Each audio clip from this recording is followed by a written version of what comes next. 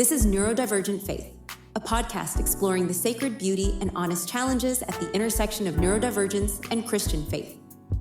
Whether you're neurodivergent yourself, or a friend, family member, ministry leader, or seeker hoping to understand more, you're in the right place. Here we speak plainly about mental health and spirituality. We name the stereotypes and misunderstandings that still show up in our churches.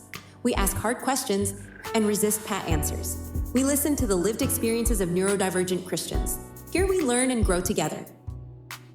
Your host, Josh Davis, is autistic, ADHD, a spiritual director, and an ordained pastor. Josh invites you into honest conversations about the unique ways neurodivergent people encounter God through scripture, worship, special interests, attention, and communication differences, and so much more. So take a deep breath. You are welcome here, just as you are. Well, hello, everyone, and welcome back to Neurodivergent Faith. I'm just really glad every time that you tune in to listen. It's weird because, I'm sitting here in my office just making this recording on Zoom, and it's weird to think that there are people out there who are listening all across the world, but it really makes me happy whenever I hear from you. So if something about the podcast has been causing you to think or giving you a chance to express some things you've never been able to express before, or opening up conversations for you and the people that you love, reach out. Let me know. My email is always in the show notes, and you can find me that way. I love to hear from you. So today I get to talk to a friend of mine that I haven't seen in a really long time.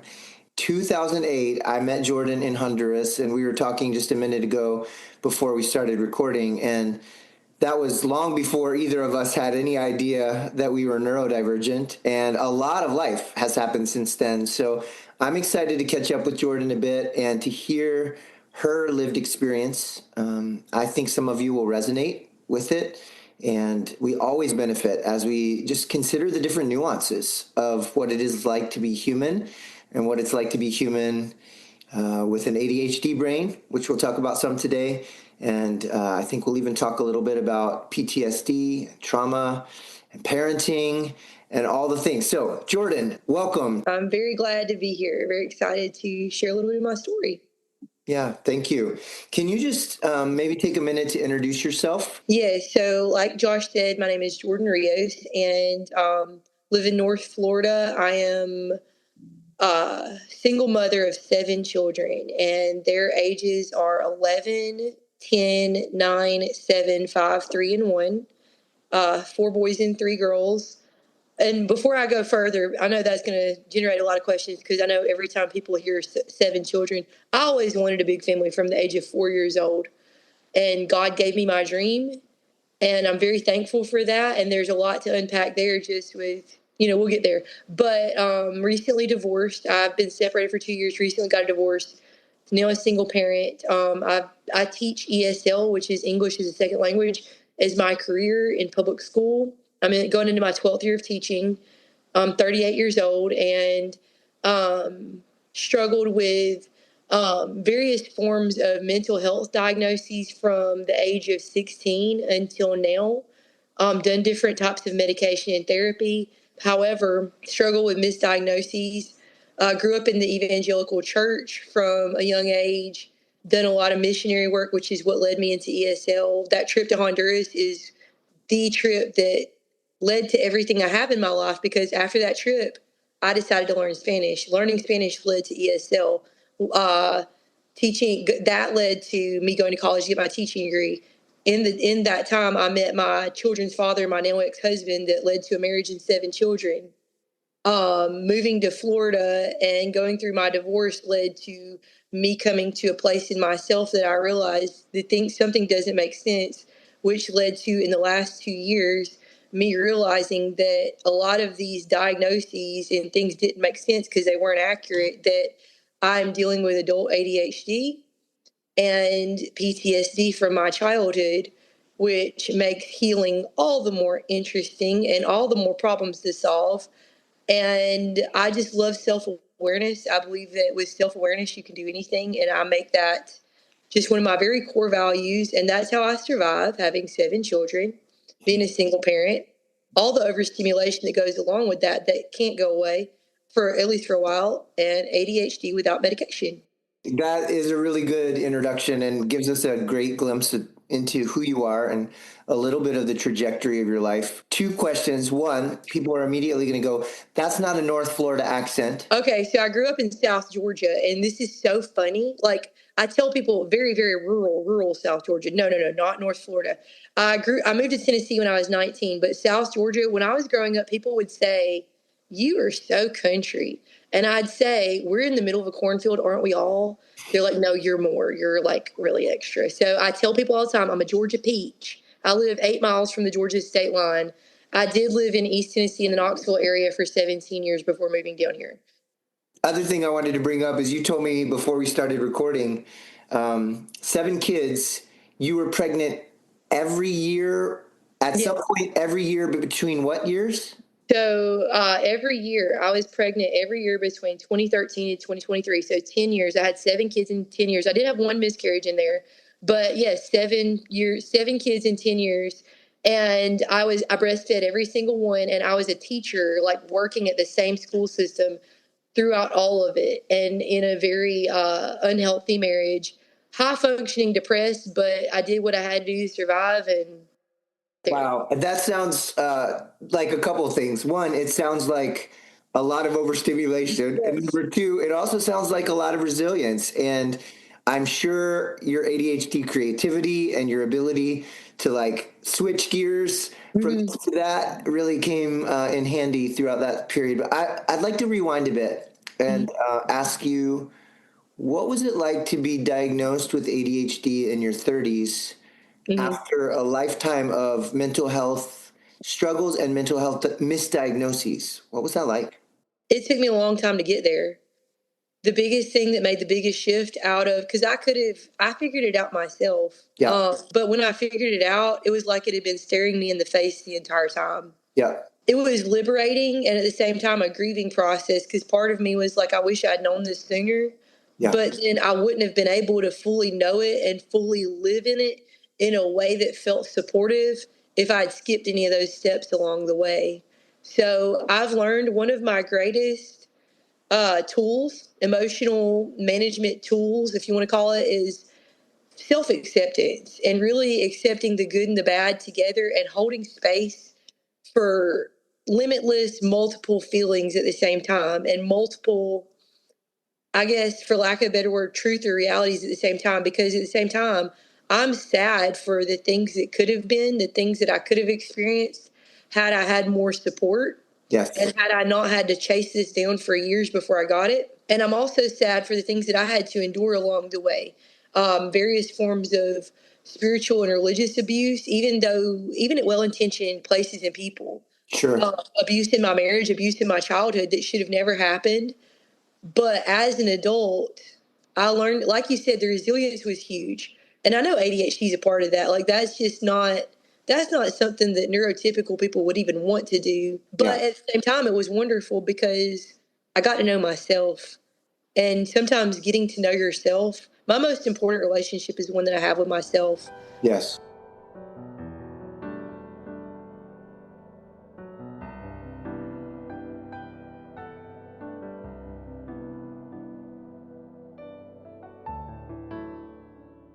Being connected to my body in a way that I couldn't at certain times. I didn't have the capacity to do that at any other time in my life until now. If I would have known that at 29 years old, at 25 years old, at 16 years old, it wouldn't have meant anything. I couldn't have been able to do anything with it. So I've learned to love every step of my journey. And part of taking radical responsibility for my path forward is accepting the bad choices that I made that led to here, the good choices that I made to here, my strengths and my weaknesses, the things that I've done, the things that other people have done, the bumps in the road, whatever, because it got me here and it's all part of me, and not judging any of it.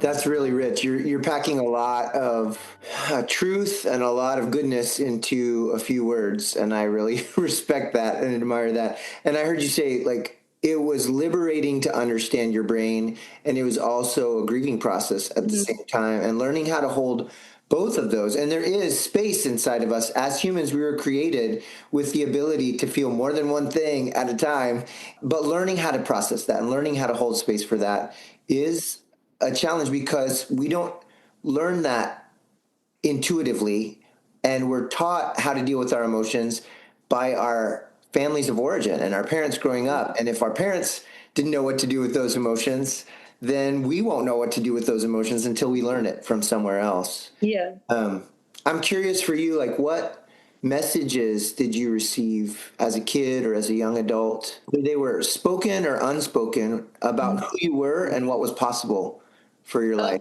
That's such a good question. Oh my gosh. So I want to take this, like, there's so many complexities and nuance. I think the best way for me to answer that question would be like if my life would have been a novel, kind of like the arc of my character development Yeah. from like I've done that. I've done a lot of that work kind of in journaling and therapy. So I just really love diving into that. So as a child, I'm a lot like you as far as like having a lot of creativity and a lot of being very connected to words, whether spoken words or written words. That's why I'm so drawn to art and languages Yeah. and everything. And I've been like that since birth. At my grandparents' house, drawings that I did at age 3 are still on my old bedroom door. I do a lot of hyperrealism drawings. I do a lot of photography, just very drawn to creativity. I was in the gifted program as a child. I was always the one getting every single award on award day. But at the same time, even at a young age, um, I was very, one thing I did struggle with that made it very difficult, actually not difficult, impossible for me to make friends at a young age was I didn't really, it was very hard for me to read social cues. It was very hard. Like, but I was so smart. I never got any interventions because at that time, growing up in the 90s, there wasn't as much conversation about ADHD, neurodiversity. I've never heard the word neurodiversity till recently. Right. No one would have pictured me as needing interventions because I had perfect grades and I had good behavior as far as not being mean or anything, but I wasn't one of those ADHD kids that couldn't sit still. No, I could sit still for hours. Right. Definitely struggled with math. Math was painful still to this day. I'm not math. No. But I was good at so many things, but I was also very good at masking, and no one taught me how to mask. That was an adaptive skill that I learned, but at a great expense. Because one thing that we do, all people, we are wired to survive. And Yes. what I had to do in that environment that I knew intuitively, that I'm proud of myself for knowing what to do at the right time, but now no longer serves me, is I had a lot of, every neurodivergent knows the stress level that takes on your body, that once you become aware of that diagnosis, it hurts.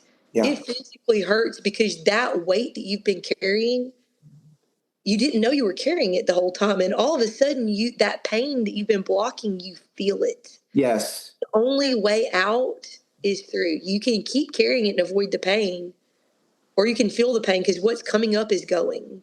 Yeah. So right now, allowing myself to feel pain for PTSD and ADHD, we can't have joy without pain. We can't have light without darkness. Like that's literally the law of physics. That's the law of polarity. If the deepest pain that exists can only exist because the most euphoric joy also exists. So, but yeah, I was in the gifted program, but the trauma piece also comes back from early childhood. Just had some really horrific things. I was born to a teenage mother who did the best she could with what she had at the time. Um, I was pulled away from a lot of family that took care of me at the age of 6. And that was something that was very horrific at that age. But at the age of Sure. 6, you don't have vocabulary to express that. Right. And So, probably no one's helping you process it. no, not at all. Like, again, I did what I had to do to survive. And, just perfectionism, feeling like I had to perform in order to receive love. And, if I'm going to do something, I'm going to go all the way. I'm going to go all in. But, that can also be a bad thing. But as a child, you don't know that. Right. So started going to church, wanting to be a good kid in church. around, in elementary school, we started really going to church. Me having younger siblings and just absolutely loving being a big sister, and, brothers so much younger than me that I realized at that age, I just really want to get married and have kids one day and be a mom. And I really want to be a teacher. I love working with kids. And, getting really serious. I got saved at the age of 10 and just dove headfirst into, I'm going to be the best Christian of all the Christians. I told my mom at the age of 6 years old, I'm going to go to Africa one day and be a missionary. I wasn't even saved yet, but I just had a heart that I connected with God in the best way I knew how to at that age. Yeah. And so, growing up in the 90s and early 2000s in youth group, I did what every kid did at that age. I started studying my Bible, having my quiet time, listening to the purity culture messages at the time and going for it with all I had, volunteering at different nursing homes and camps, and spending hours in my room memorizing chapters of the Bible. So if I was that kid, imagine how surprised everyone around me who knew me closely was to hear that I was also struggling with very deep depression. Yeah. So deep that at the age of 16, I had to be hospitalized. That was a lot. So I came home on, it was bad. Nothing made sense, but I did what I always do. I pulled out my resiliency tools and I made it through it. I found a way or made one. That's one of my favorite things. I will find a way or make one. That's not a question for me. I've done it so many times. That's just what I do. Yeah. Had to be hospitalized again another time in the following year, 17 years old, right when I was supposed to be getting ready to go to college and things. I couldn't think about college at that time because I was just thinking about survival. It was an interesting time in my life. I was put on medication. I was diagnosed at that time. I did get a diagnosis at that time. It was schizoaffective disorder, which is a very intense form of schizophrenia. And the medication that I put on did stabilize me immediately. Okay. So to me, I'm thinking, okay, I have a diagnosis. I'm thankful for that diagnosis because that is life threatening. Like ADHD is difficult, but I needed intervention, and it had to be medical intervention at that time. And it was exactly what I needed. And I bounced back. I'm in young adulthood, almost young adulthood, late teens, early adulthood. But I was thankful that medication brought me back to a healthy level that I could function. Not only function, I felt like everybody else. And so I was, getting a job. I was working at a job, able to return to a job, able to return to church and things like that. And around the time my family moved to Tennessee, in Tennessee, I was able to stabilize. I moved out of my parents' house, went to college at that age. And this is the same time around that I met you in Honduras. Started learning Spanish, went to college, got my degree, always wanted to teach ESL, still wrestling with a lot of deep spiritual questions. But at the same time, it's like, I don't have time to wrestle with this. I'm in college, I'm working 2 jobs, but the grief is still there. But I can't address it because, I'm trying to make it. So it's just there. I'm having to force myself not to connect with it in a way to survive. I also got married around this time, and, I did not do the best job picking a partner, but we had a lot of kids together because, again, when you have things, whether you've done them or things that have done to you, and you got pain, that pain's going to come out. Absolutely. And that's what happened. I'm doing my very best. I don't want to say that it was anyone's fault because I was surrounded by so many wonderful people in the church who truly respected me, loved me, and they really knew I was doing the best I could. And so it was very complex trying to say like the nuance that goes along with that, because there were some messages that like the original question you asked was the messages that I got along the way. One of the messages that kept me stuck where I was, that because I was aware of, I'm doing things that aren't good for me. Sure. I'm in this marriage that I should have never gotten into, and I'm continuing to have kids. I'm on this medication that I need to survive, but some about me knows I don't have a form of schizophrenia, but the medicine works. So why mess with it? Sure. I don't have time. I'm working, I'm having babies every year, I'm breastfeeding, I'm living paycheck to paycheck because this, financial bad choices of myself and my husband. I'm wrestling with lots of questions about like the church and things falling apart that I thought were solid. And I'm like, I don't even know if I'm a Christian anymore. Well, that's kind of stressful. Yeah. But I can't tell people that because then I'm going to be added to all these prayer lists and stuff. And I need my support network. So, yeah, tad bit of stress there. Eventually, but the message is that this is so ADHD, circling back around your question.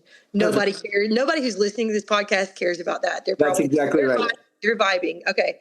So the messages that I received all along, the one common thread is, let me narrow it down to just the most important ones. Cause again, there's a lot. As someone who memorized scripture constantly, and I still hold to a lot of that. And I still read the Bible, but with a lot healthier worldview starting with it than I ever have. Been reading it and journaling since the age of 10.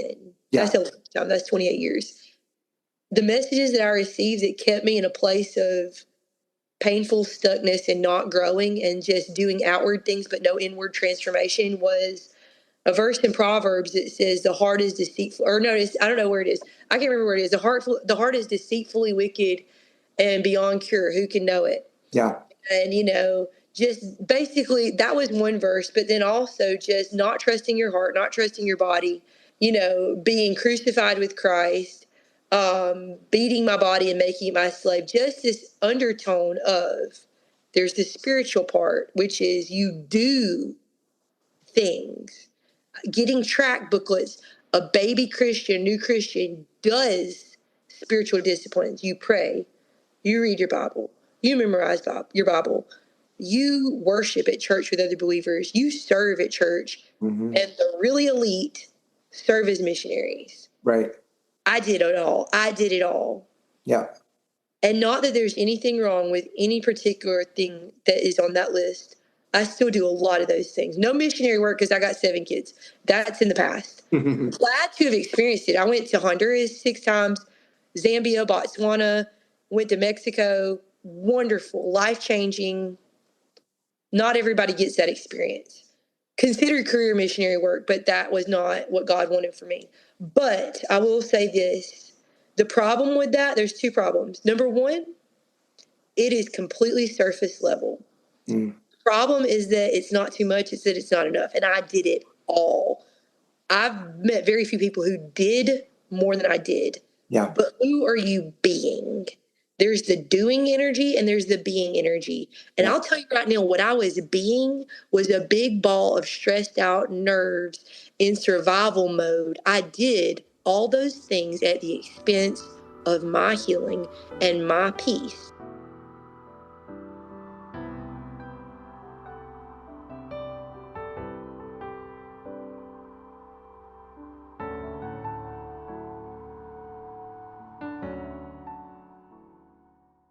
And the straw that broke the camel's back was I got to be in my mid-30s and I had kind of like, I guess, a midlife crisis, I guess. And I looked at my life and I saw if I keep going the way that I'm going, when I'm 50 in 15 years, this is what my life is going to be. I'm still going to be in a horrible marriage because I can't save it by myself. My children are going to be grown, and the life that they look back on as children is going to be their mother worked constantly, was so stressed that she couldn't connect with them. That's going to lead to them making bad choices and looking back feeling like I did everything I could and they still didn't feel loved. I may be, where am I going to be financially? Where, and that's important when you get to the age of 50, like you've already worked a long time, You bet. and it's just like, and not only that, what does it matter what I accomplish in my life if I don't accomplish healing? Yeah, I've functioned in it for a long time, but is all I want to do for the rest of my life when I'm old, but look back and say, I functioned. I did all these things. I taught, I raised all these kids. I never had peace. I functioned the entire time. I was never happy. Yeah.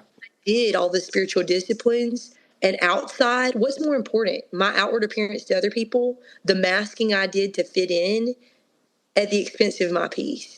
And I didn't even have the vocabulary for masking. I didn't know what masking meant at that time.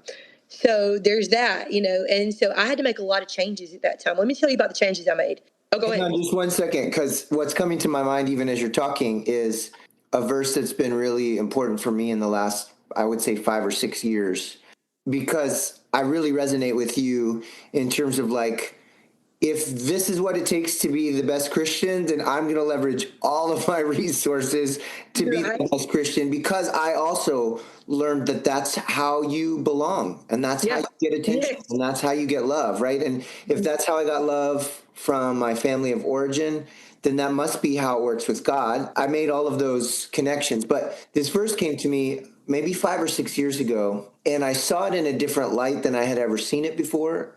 Jesus says, "What good does it profit a person to gain the whole world, but to lose their soul?"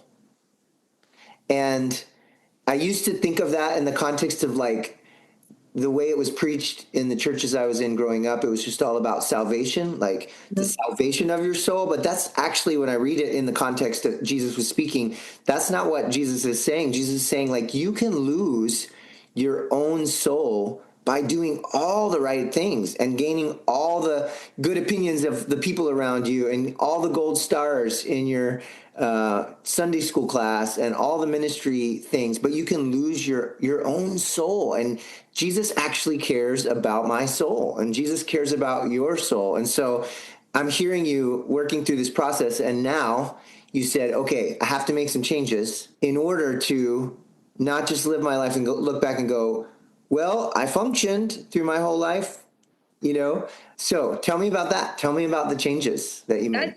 I love that you cut me off. That was a perfect segue into what I'm about to say. And I've never thought about that verse. I'm gonna, leave this podcast like, yes. Like, that's the thing. Just how me is like this, like, holy number one Christian cherry picked that one verse of the heart is deceitfully wicked and beyond cure. Oh, I can't trust my heart. I can't trust my body. And that led to shame and guilt and needing to prove myself. Right. You can also take that verse too. And the Bible is a complex text. Absolutely. So, space for both. That's what I'm saying. So, what led to me making changes was my ex-husband had a gambling addiction that came about when I was pregnant with my second child. We tried so hard to make it work. Nobody gets married thinking I'm just going to get a divorce. No, I really worked hard on that. We both did, to be honest. I mean, he didn't want a divorce either, even though with addiction is horrible. We tried counseling, tried a lot of things. In the end, when I was pregnant with my seventh child, I just had a miscarriage. Mm. I had been trying to leave for a long time, but when you have six small children and there's a financial addiction, you don't have the financial resources to leave. You need an exit plan. Right. Making an exit plan while I'm working and I have zero money, I'm far away from my family and all those small children, it was hard. So I I can had to imagine. decide, do I just want to stay and put up with this? Or am I going to do whatever it takes to get out? Because I knew. And then there's also getting out is just the beginning. I've got to be a single parent to a lot of kids, still no money. Teaching doesn't pay a lot. I found out that I was pregnant with baby number 7 in February of 2023. And I was not happy because I was like, I'm trying to leave and now I'm pregnant. But I said, I'm leaving in March of 2023. And this is something that I wrote about. I've written about in my book. I wrote about my whole story of leaving, and I'll talk about that later. But March, we became evicted from our home because of his gambling addiction and us being months behind on our rent. So I was going to teach at a middle school every day, hoping that no one realized that I was homeless. Mm. And my kids, we lived in the office of his body shop. Mm. And we could not find another place to live because we had no money, and he ruined my credit. So you fill out a rental application, they ask your credit score. Of course. Not a good thing I got going for me. But at this point, this is the lowest I've ever been. First time I'd ever been homeless. Only time I've ever been homeless. So I'm calling my family members, and my sister Elizabeth Green, who you're also friends with, says to me, I'm gonna help you get out. I'm gonna rally the family behind you. And she did, because that's something that you have to have a support network to get out of that. I mean, yes, it was me doing the most of the work, but couldn't have happened without her help. So she helps me, and I knew I had to get out of Tennessee. I had to get close to family in order for this to be successful. So I found a job in North Florida in the Tallahassee area where my parents live and most of my family, except for Elizabeth, lives. They helped me with some, getting things set up. And I had the job, I had childcare, I had to finish the school year so that I could get my summer paychecks. I'm leaving. And 2 days before I'm supposed to move, I still don't have a place to live. And I'm packing my van with just our clothes. We just came down here with clothes. That's it. Because the seats are filled up. Yeah. And I'm just thanking God, thank you for the house that you have for me. Thank you, thank you, thank you. And that day I get emailed a lease to sign, with a 489 credit score. Wow. So we pack up and we come to Florida, and I'm 3 months pregnant, got 6 kids. My oldest is 9. And, I felt so much relief crossing that Tennessee and Georgia state line. Like, I just felt like there's no turning back. I've done the hard part. But then we got down to Florida, enrolled my kids in school. I had my baby in November. I was able to go back into education and get into more affordable housing. We did what we had to do and everything, all the stressful things. And I tell this sort of people, yeah, everybody's had moving experience. Moving is stressful, but moving by yourself with 7 kids, most people haven't even been in a car by themselves with 7 kids. Like, it's a lot. The ADHD served me well. Yes. So, and still, I didn't even know I was ADHD at that point. I knew I was a little different, but, I didn't have time to think about that. Sure. But I get down here. I have my baby. My son Hezekiah was born a few months later, and go back into education, get more affordable housing. I'm in quantum leap energy at this point, because I look at myself and I'm like, if I can do that, there's nothing I can't do. And I haven't gotten out of the quantum leap energy since. So that summer, the summer of 2023, while I was pregnant, and I'd taken my mental health medications this is 19 years after my diagnosis from schizoaffective disorder. 19 years later, 2004 to 2023. Never at one time did I try getting off my medication, because why would I do that? I don't want those symptoms to return. Right. But I feel something in my heart telling me, you're safe to get off this medication. And I'm like, but doctors say I can't. Doctors say there's no cure. So something happened. Even though I knew it was safe, I was scared. Of course. So my doctor, there was an issue with insurance at the time about them wanting, the preferred treatment. And I just completely unplanned say to my doctor, I said, you know what? I really want to wean off this. I've been stable. How about, I've got a bottle of pills here at the house. How about I just, stop taking it? And then if I have problems, I'll call you. I'll get a refill. I'll start taking it. No risk. They said, sounds good. I quit cold turkey, which you're not supposed to do. That's 2 years ago. Symptoms never returned. I was fine. Pretty sure I can say there's no schizoaffective disorder there, but that was a miracle. Yeah. And also, next thing, keeping 7 kids alive by myself is a pretty big deal. I feel like a baddie. So, yeah. I want to ask you about that because you're a single mom. Yeah. You have ADHD and you've got 7 kids, and at least a couple of your kids you think are neurodivergent. One has been diagnosed, one I have a feeling, and 5 that are neurotypical. So how do you survive and maybe even thrive in the middle of all the noise, the mess, the constant needs? Yes. Okay. So first of all, it's overstimulation hell. There's no other way to say it. That's never going away. 7 kids is a lot of noise. Sure. And it's a lot of touch. Those are my 2 triggers for PTSD and ADHD. Because, with the PTSD thing, I also figured that out, that what I thought was schizoaffective disorder is PTSD from my childhood. It makes so much sense. Yeah. But, you think people who don't have PTSD, you think of like war veterans having flashbacks because of noise triggers that sends them back. I know I'm not like in a war zone, but my body doesn't know that. So if one of my children is standing right here behind me, without thinking, I jump and it's like, get away from me. Like, that's the kind of thing, that's a PTSD thing. Yeah. But at the same time, I know you'd posted recently on your social media about the weed eater noise. Yeah. And about how same loud noises, I don't do it. I mean, there's no avoiding it though. So I wish I could wrap this up in a happy little bow and say, and this is how I deal with 7 kids in the noise. Every day is awful. It's not a struggle. It is awful. Yeah. But I'm the one who chose to have them, so I can't blame them. And I don't want them to remember their mother always screaming at them, because that is my knee-jerk reaction, is to, like that. Yeah. So that we just have to roll with it. I've talked to my kids about, look, mommy has PTSD, mommy has ADHD. Annalise and Andrew also have ADHD. We just got to deal with this. It doesn't have to be perfect, but let's just survive. And that's just what we do right now. I have some kids that are louder than others, and this is the funny thing. My daughter Annalise, who's 10, number 2, she's been diagnosed with ADHD. She's tried medication. Right now we're not doing that because it's just not the right thing. We might revisit that at a future date. Also, sure. The reason that I don't do medication is because I'm trying to heal my PTSD, and I'm doing EMDR therapy. And for me right now, I feel like any kind of type of medication that affects my brain chemistry will make the EMDR less effective, because the effectiveness of that is accessing the pain to let it come out. So I'm just going with it. I'm just in my unapologetic era.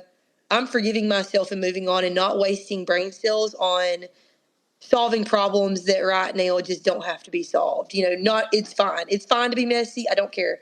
But my daughter Annalise, very obviously from like 6 months old, that child is neurodivergent. So that's way before I was aware of my own. I could pick her out. Of course. And, people who knew me as a child are like, Annalise is you version 2.0. It's so funny that the one who's the most like me is the one that triggers me the most.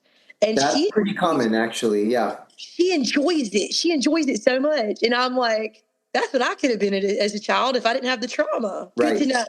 It's crazy how that works. She's not hyper. She's very impulsive. She does the masking thing at school, gets good grades. But then at home, I just got to let her have space to get mad at me and have a meltdown because she's been masking all day. Right. I'm all tired from that. We just do it and we move on, because if I can ask them to have grace for me when I'm overstimulated, like I'll just tell them, back away, don't touch me. I don't want a hug right now. I'm overstimulated. I felt bad for a long time. I have a child who loves to give me hugs. She's 7. And I just have to tell her, I don't want you in my lap. I don't want a hug. I'll tell you when I'm ready for a hug. I'm going outside. I'll be back. Ask permission. Consent is one of our values. Ask permission before you touch me or anyone else, and we'll be good. The first time it felt weird. Now it's just what we do. I see what you're doing there too, is also giving your kids permission to set those boundaries, to say what doesn't feel good, what they need, to say, I'm going to take a break and I'll come back. And please ask me for permission to give me a hug or to touch me in any way. Like, my life would have been so different if I had considered that possibility. Oh, yeah. So we make fun of everything. We laugh at everything. We laugh to keep from crying. We are just a funny little family, big family. But, it's just one of those things that, how could I get mad at my kids for having a tantrum or a meltdown or acting ridiculous when sometimes I do it too? Like, I'm not like that. No, that's not how I'm going to parent. So, there's times that the noise level, and that one kid with ADHD, my 10-year-old, she's the loudest one too. So it's just like, I'm in that mode of the weed eater mode, like the physical pain in my body. Like I literally have to tell her, when you talk that loud, my body hurts. Yeah. She's like, she doesn't take it personally because she's known me her whole life. She's like, it's fine. I'll just go over there. I'm like, you don't have to. I'll go over there. That's just our life. But then my neurotypical kids, my oldest daughter is extremely neurotypical, very introverted. She likes quiet and she hates being the oldest of 7 kids, but here she is. And she looks at us, she looks at me and my daughter Annalise, and she's like, that must be painful to have to live like that. It's just so, we just laugh about it. It's not a big deal. It's normal life. It happens.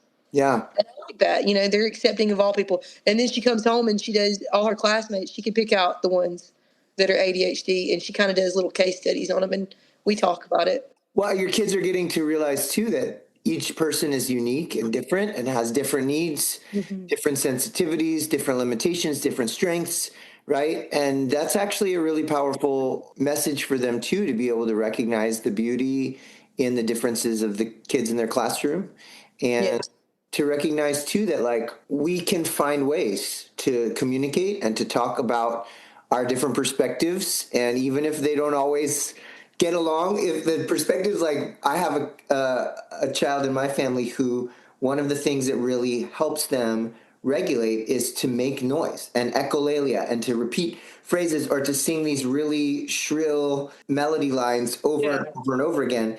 And that sends my nervous system into that war zone mentality, right? But we can talk about it. And I hear you doing the same thing with your kids. Like, okay, I'll just go make this noise over there, or I'll be the one to move this time. And that's teaching them how to be with people who are different than them.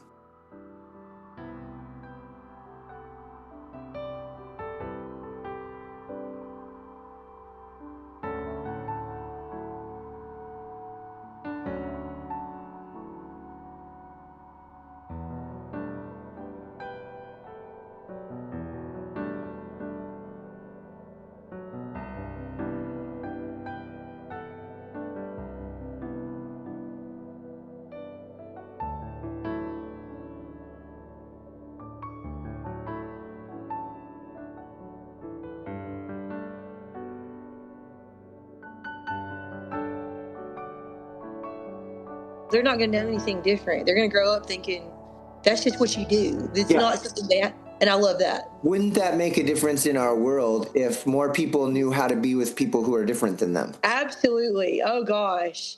That's what the world needs, like right now. Yeah, that would be excellent. And so the biggest things that have helped me that my kids see me do constantly, because like I said, no medication right now. I don't know if I'll ever do that. That's not even on my radar. Who knows? But the biggest things right now that keep me functioning from day to day, because most two-parent families that have two supportive working partners may only have three. I've got seven, and I'm working and got all these trauma and ADHD. I feel closer to God right now than I've ever felt my entire life. I also feel like I'm thriving more than I've ever thrived in my entire life, and that's through self-acceptance, not judging myself, connection to my body. That's huge because we're hypersensitive, and that can be a strength and a weakness. Anything can be a strength or a weakness. Right. If it can be a strength, I'm going to make it a strength. Like, that's a no-brainer. And if I can learn things like learning Spanish so quickly, doing hyperrealism drawings, all these little things, those are the things that I am good at. And figure out problem solving for the things that I'm not good at, like the disorganization. I have a book with my to-do list. I buy big boxes of pens so that way I can eliminate that problem of losing things, of forgetting things. I've got too much to worry about to let that bother me.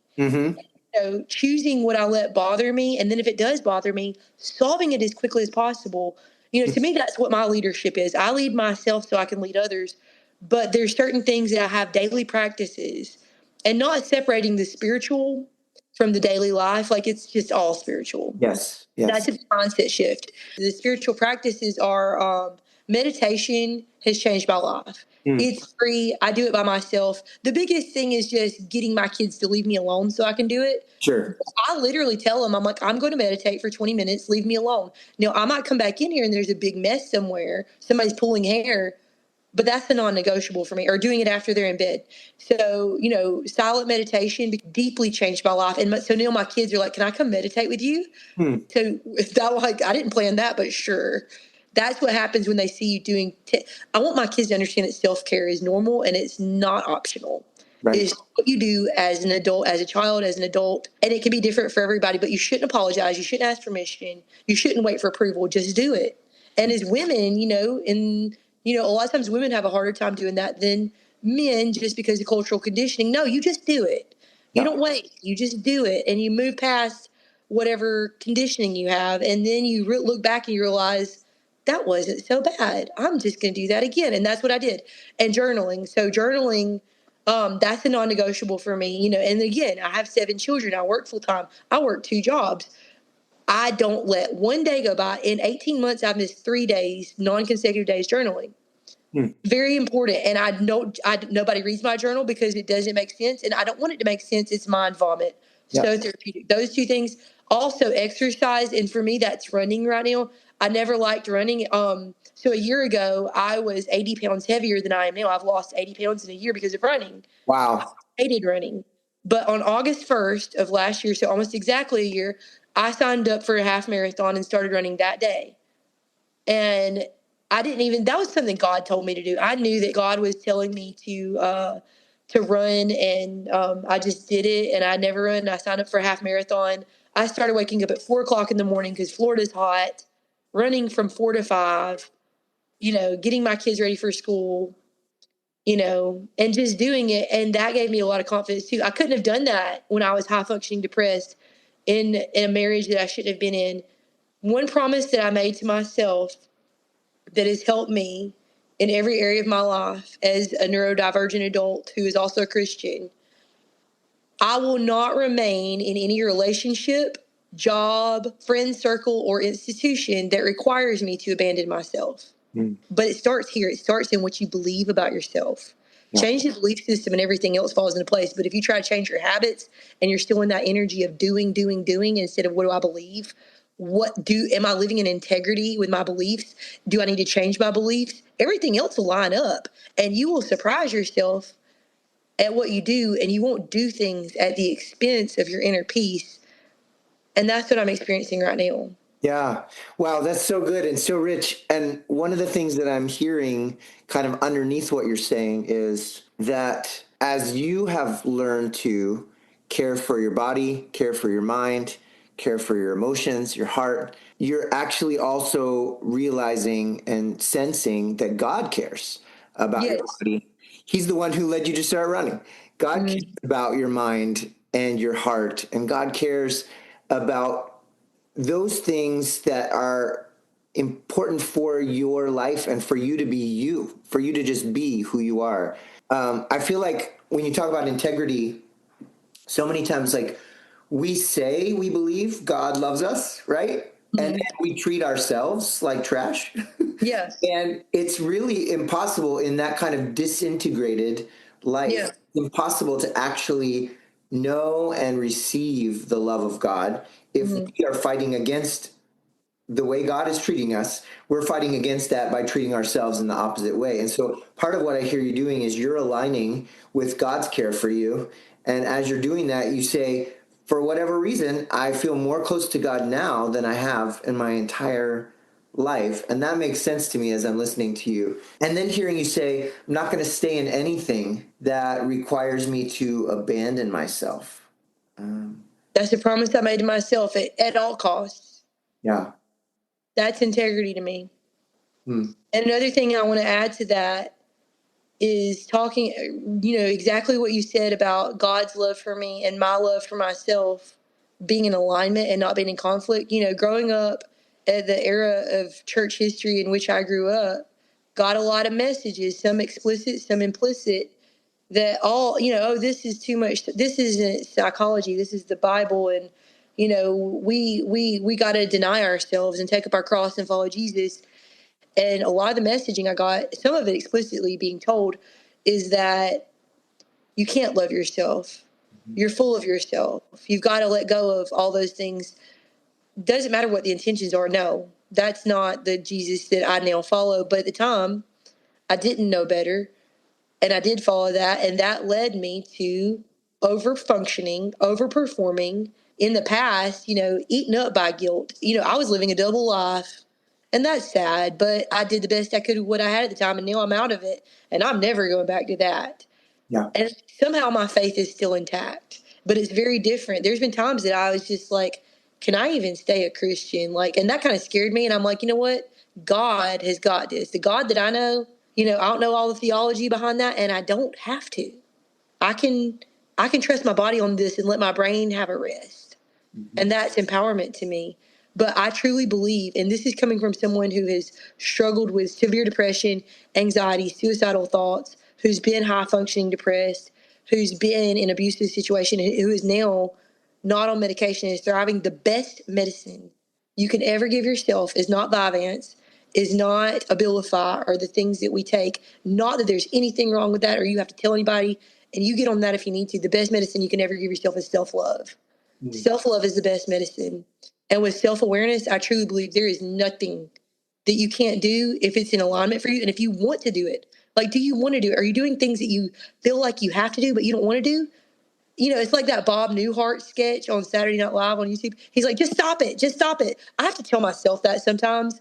Like, I have to give myself a little tough love. I'm not always like that, but sometimes I got to. I'm overcomplicating things. I'm like, oh, well, I have to do this. No, I'm a grown up. Just stop it. Just stop it. And I'm like, I have to laugh at myself. And Mhm. there's other times I have to give myself so much more grace and understanding. Be like, it's okay. You don't have to do this. Being able to move seamlessly between those two energies is autonomy for me. Autonomy and authenticity, top highest values. Mhm. And that's led to where I am right now. And like I said, it's been a one piece at a time journey. And I think that the biggest thing that reflects out of me is I grew from somebody who viewed God as outside of myself, standing over me, Yep. instead of God being inside of me. And Right. if God's inside of me, that means I can trust myself. I won't get it right, but God didn't expect me to get it all right. So I can let go of that expectation on myself. Yeah. Oh my goodness. So many different things that you said that like set off my excited alarm bells inside my brain. Yeah. But yeah, like even that last thing that you said, like while my theology growing up actually taught with words that we believe that God dwells inside of us and that my body is a temple. So I like I actually believe that God is inside me, but yet when I'm taught to look for God, it's always coming from someone else's voice or coming from the words of scripture.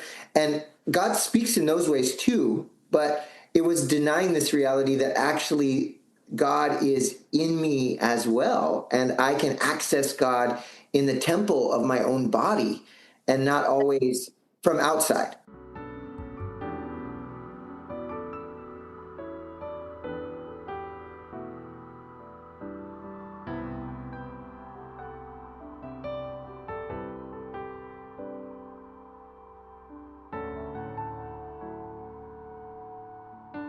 One other thing I wanted to say too, in the intersection of faith and neurodivergence, and just, what I've already said about, my personal career and what I'm in now, and just, a lot of people figuring out where they land in their faith with things going on, big changes going on. So as an ESL teacher and someone who's fluent in Spanish as a translator, deeply immersed in the Hispanic community and just things that are happening right now in the world, I'm faced every single day with, this is heartbreaking. No matter political views and parties aside, what I see happening to my students and their families right now is horrific. Yeah.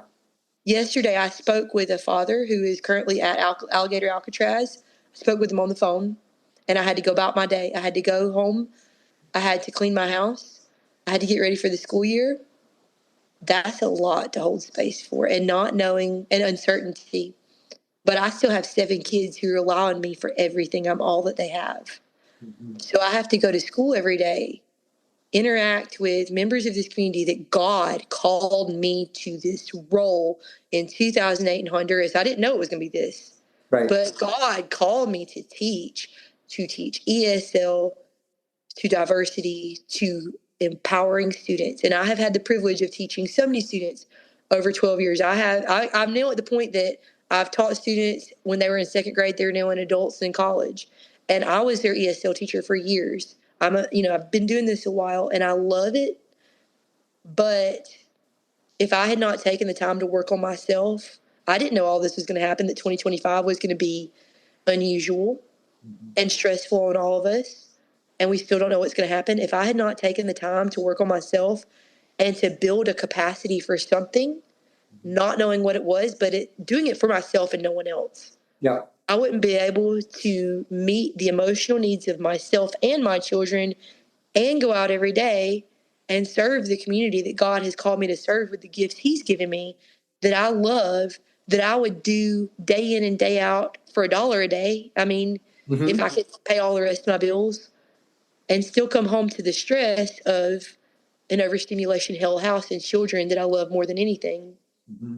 You never know. You never know what's going to come next, but here I am. Yeah. And I hear it and I see it, that as you've learned to make space for yourself and the different, even kind of competing things that are happening on the inside of you at any time, as you've learned how to accept and to love yourself. I mean, Jesus says, love your neighbor as yourself. So as you've learned how to hold that space for yourself, that enables you then to get on the phone yesterday with one of your students' dads and hold a really complicated situation with a lot of Yeah. big feelings, his and his kids' feelings and the world's feelings about all of this at the same time.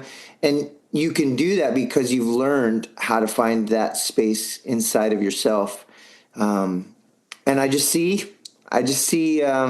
where you're learning how to make space for yourself, but in doing that, you're also making space for your kids and teaching Absolutely. them how to make space for themselves. So I just want to honor all of that and bless you, and just feel really grateful for you being willing to share your Mhm. story. Could you share just a little bit about your book and how Yes. people could find it if people are interested?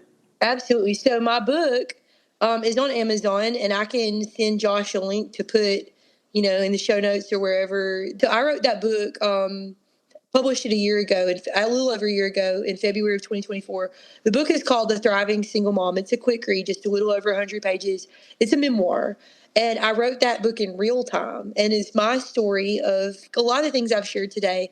It's my story of getting out of my marriage and establishing my life as a single mother of 6 and having my 7th child by myself. All the lessons that I learned about myself along the way. And people were like, how did you have time to write a book? I said, I had a baby in my lap, a baby in my tummy, and I was an hour a day typing on that laptop, designed the cover, learned how to self-publish it because the ADHD people make it happen. I realized when I did that, I'm like, there's something different about me. I've known for a long time. I can figure this out. That book led to the ADHD diagnosis and I'm on your podcast. So yeah, I love that book. I really love writing. I'm planning to do a lot more writing. I have a children's book as well that I published before that, wrote and illustrated. Now that one, I'm actually going to redo the illustrations and republish probably at the beginning of 2026. It's called Mommy Needs a Moment. Okay. And it gives you a glimpse into motherhood, overstimulation, somebody constantly needing something from you. And you like, I love my kids, but this is too much.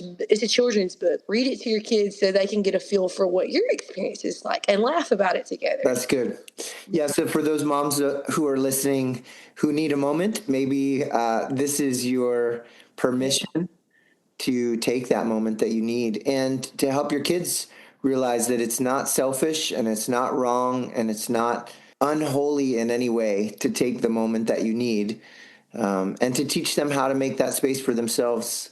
For those who are listening who are processing so many things and holding so many things on the inside of you, I hope that you can feel the goodness of knowing that God actually is holding all of those things with you and your life and your times. You might think you are living in the context of all of your situations, of your relationships, of your job, of your roles. That is the context of your life, but there's a bigger context for your life. And Acts chapter 17 says that it's in God that we live and we move and we have our being. So just know that your life and your times exist in the context of God. And there's plenty of room in God for all of those things that you're feeling, all the things that you're processing, the things that you can't even hold because it's too much. God's got that today. I'm taking that away from our conversation, Jordan, and just want to say thank you. Well, thank you so much for having me. This has been awesome. And yeah, we're gonna keep doing our work that God's called us to, and you're right where we are and just being ourselves. That work is just showing up as our full selves. Yes, may it be so.